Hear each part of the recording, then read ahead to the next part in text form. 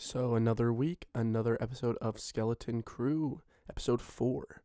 This one about the same length as last week's episode.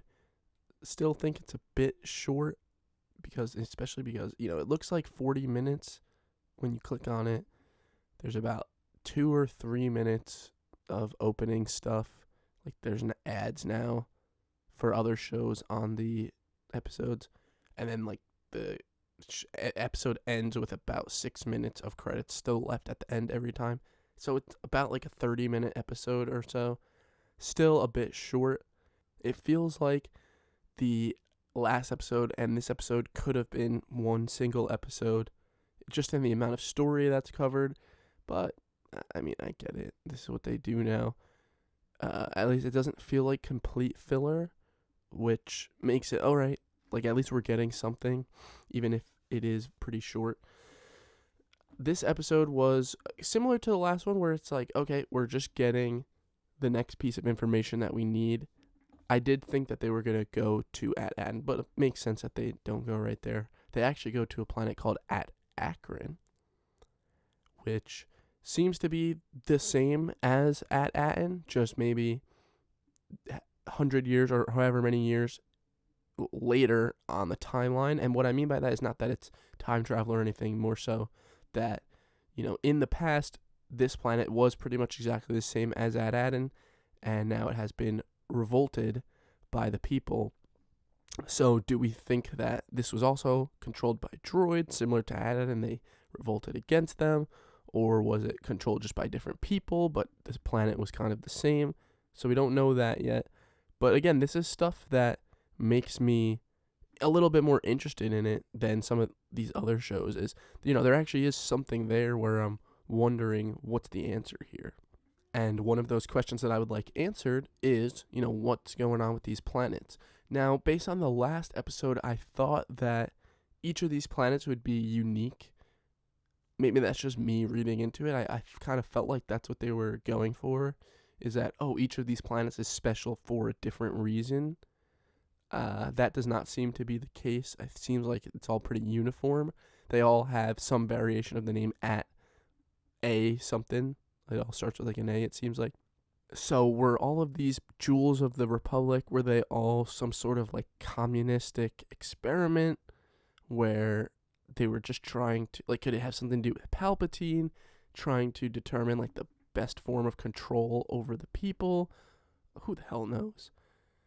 It seems though it was successful on At-Aten. It was not successful here, whatever it is that was trying to be done.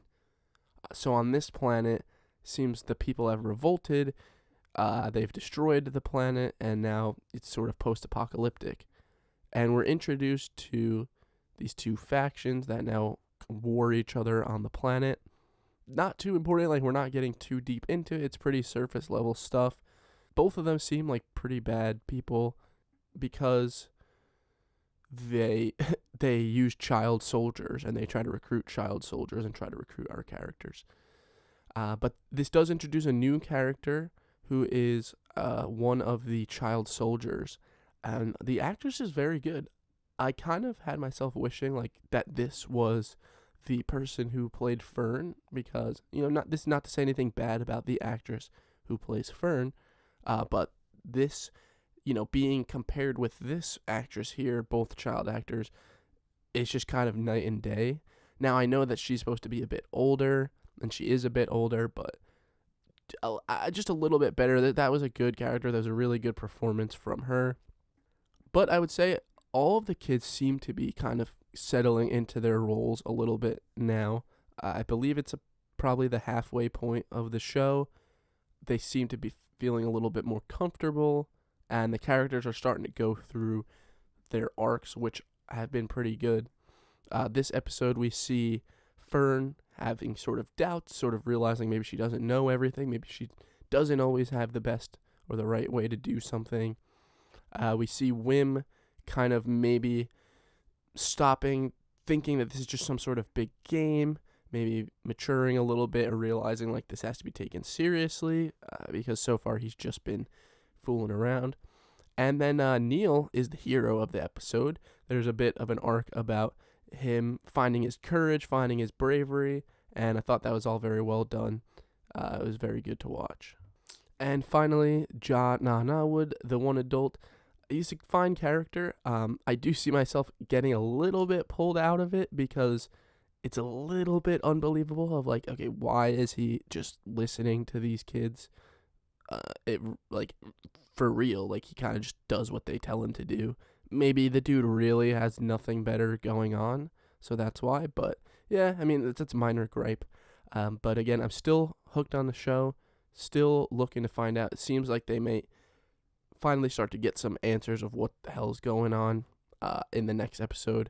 So yeah, it's all good. I'm excited to find out more. I'm excited to keep watching. Please let me know what you thought down in the comments below. If you enjoyed this video, leave a like, please. That would mean a lot to me. And please subscribe to the channel to get more content just like this.